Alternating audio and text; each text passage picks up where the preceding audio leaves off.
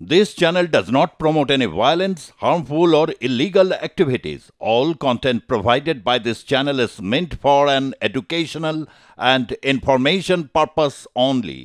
ফের বাংলাদেশ উত্তপ্ত। শেখ হাসিনা দেশ ছাড়ার 6 মাসের মাথায় ফের উত্তপ্ত হয়ে ওঠে বাংলাদেশ। ধানমন্ডির 32A শেখ মুজিবুর রহমানের স্মৃতি বিজড়িত বাড়িতে কিন্তু হামলা চলে গতকাল রাতে, বুধবার রাতে হামলা চলে। এখনো পর্যন্ত কিন্তু সেই হামলা চলছে। প্রথমে বিক্ষোভ দেখানো হয় সেই বাড়ির সামনে, বিক্ষোভকারীরা এবং হামলাকারীরা বিক্ষোভ দেখান, তারপরেই কিন্তু চলে হামলা এবং ভাঙচুর। তার বাড়িতে ভাঙচুর চালানো হয়, রাতে আগুন ধরিয়ে দেওয়া হয়, আনা হয় ক্রেন, তাণ্ডব চলে রাতভর। সকালেও চলছে বাড়ি ভাঙার কাজ, নামানো হচ্ছে সেনা। ধানমন্ডি 32-এ শেখ মুজিবুর রহমানের বাড়ি ভাঙচুর। প্রথমে সেই বাড়ির সামনে বিক্ষোভ দেখানো হয়, তারপরেই কিন্তু ভাঙা হয় সেই বাড়ি।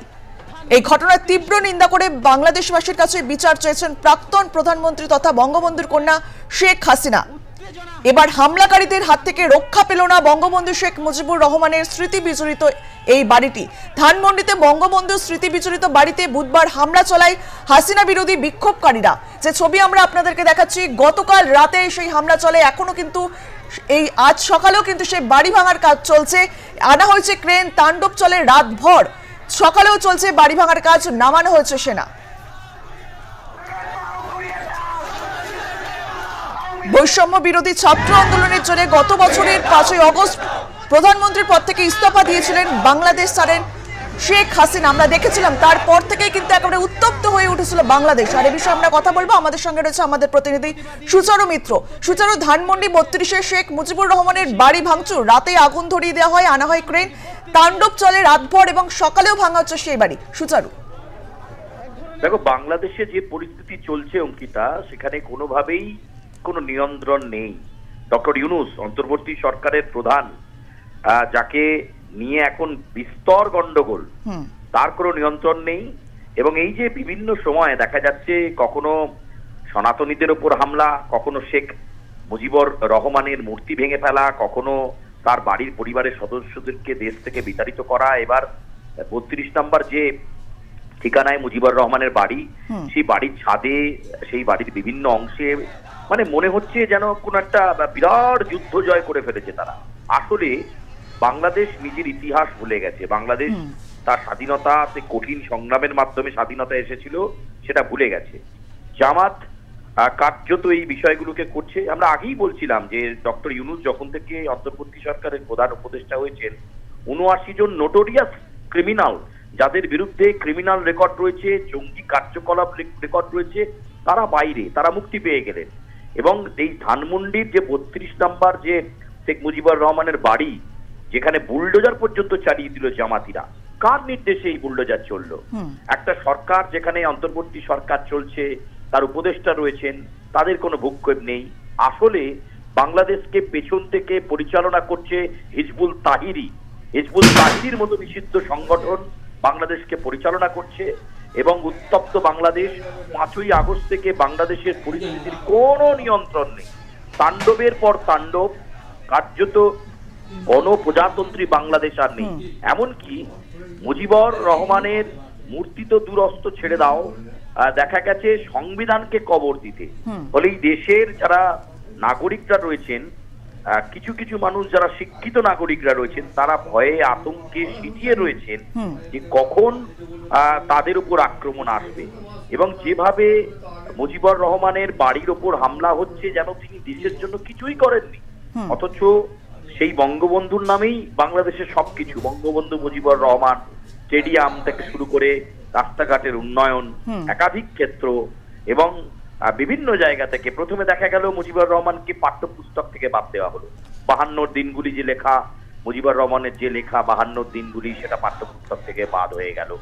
তারপরে দেখা গেল বিভিন্ন ক্ষেত্রে তাকে অসম্মান অপমান করা। হঠাৎ করে তার বাড়িতে, অর্থাৎ বাংলাদেশ বোধহয় নিজেই চায় না যে একটা স্থিতাবস্থা দেশে বজায় থাকুক, বাণিজ্যিক সাম্য, অর্থনৈতিক সাম্য বজায় থাকুক, সেটা বাংলাদেশ বোধহয় নিজেই চায় না। যে কারণে কোথাও অগ্নিসংযোগের ঘটনা তারা ঘটাচ্ছে, কোথাও বুলডোজার চালাচ্ছে।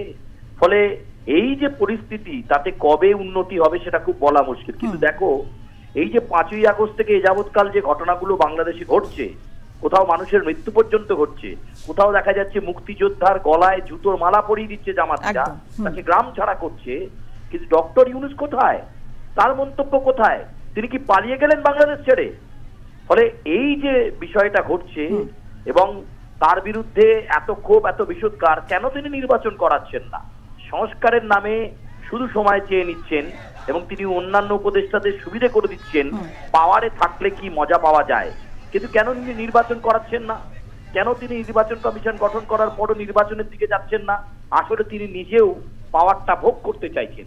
এখন সেই চাপ সামলাতে না পেরে আমরা যতদূর বিশ্বস্ত সূত্রে জানতে পারছি তিনি দেশ ছেড়ে অন্য কোথাও ঘুরে বেড়াচ্ছেন।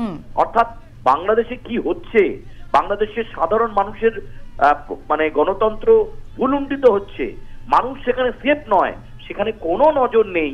এবং আমি আবারও বলবো, বিচ্ছিন্নতাবাদী বিভিন্ন সংগঠন, হিজবুল তাহরির মতো এই সংগঠনগুলো এই জামাত সহ বিভিন্ন গোষ্ঠীকে আমল দিচ্ছে বেশি, বিভিন্ন জঙ্গিরা এই মুহূর্তে আমল দিচ্ছে বেশি যে দেশে স্থিতাবস্থার দরকার নেই, অশান্তি বজায় রাখো। তা না হলে এই তাণ্ডবলীলা কেউ চালাতে পারে। যে ছবি দেখতে পাচ্ছ ধানমন্ডিতে, একেবারে বাড়ির ভেতর ঢুকে গিয়ে অকাতরে ভাঙচুর চালালো উপদেষ্টা সরকারের। আচ্ছা, এই সরকারে যিনি আইন উপদেষ্টা রয়েছেন, প্রেস সচিব শফিকুল ইসলাম, তাকে তো জানতাম খুব শিক্ষিত বলে, কই তিনি কোনো মন্তব্য করেছেন?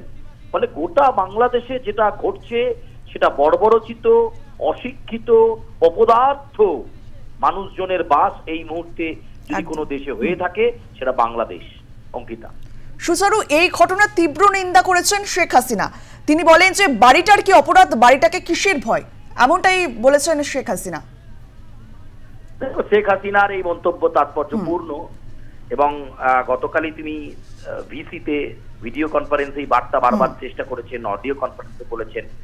দেখো, তার বাবা, তার তো নিশ্চয়ই মনের মধ্যে কষ্ট হচ্ছে, কিন্তু যে মানুষটি মুক্তিযুদ্ধের সময় দিয়ে নিরলস প্রচেষ্টায় দেশের মানে স্বাধীনতা আনলেন রক্তক্ষয়ী সংগ্রামের মাধ্যমে, তাকে এইভাবে অপমান করা, সত্যি তো এই বাড়িটা কি অপরাধ করেছে যে বাড়িটাকে অকাতরে ভাঙা হচ্ছে? পুলিশ কোথায়?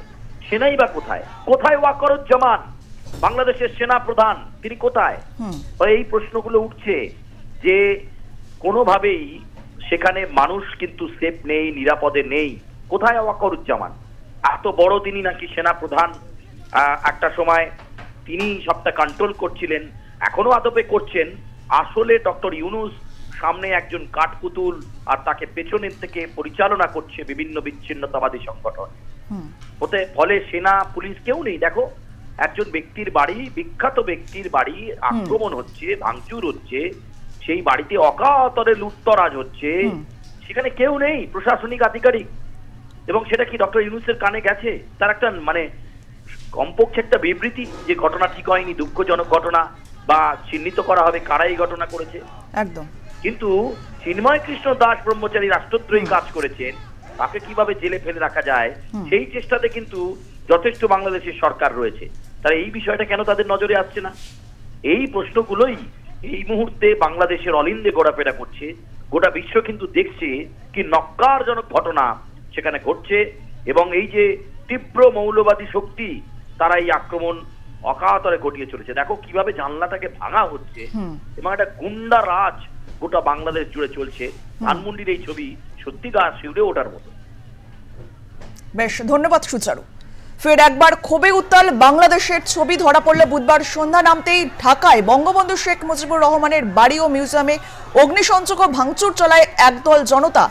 ছাত্র জনতা মিলে এই বিক্ষোভ চালিয়েছে। শুধু যে ঢাকা তা নয়, খুলনায় শেখ হাসিনার কাকার বাড়িতেও কিন্তু বুলডোজার দিয়ে গুড়িয়ে দেওয়া হয়েছে। ধানমন্ডি 32-এ শেখ মুজিবুর রহমানের বাড়ি ভাঙচুর, রাতে আগুন ধরিয়ে দেওয়া হয়, আনা হয় ক্রেন, তাণ্ডব চলে রাতভর। সকালেও চলছে বাড়ি ভাঙার কাজ, নামানো হচ্ছে সেনা। এই বাড়ি ভাঙার কাজ চলছে রাতভর, তারপরেও কিন্তু কোনো প্রশাসন তরফে কিন্তু কোনো ব্যবস্থা নেওয়া হয়নি। যে ছবি আমরা আপনাদেরকে দেখাচ্ছি, চলছে বাড়ি ভাঙার কাজ। প্রথমে বিক্ষোভ দেখানো হয়, তারপর কিন্তু হামলাকারীরা বাড়ির ভেতরে ঢুকে ভাঙচুর চালায়।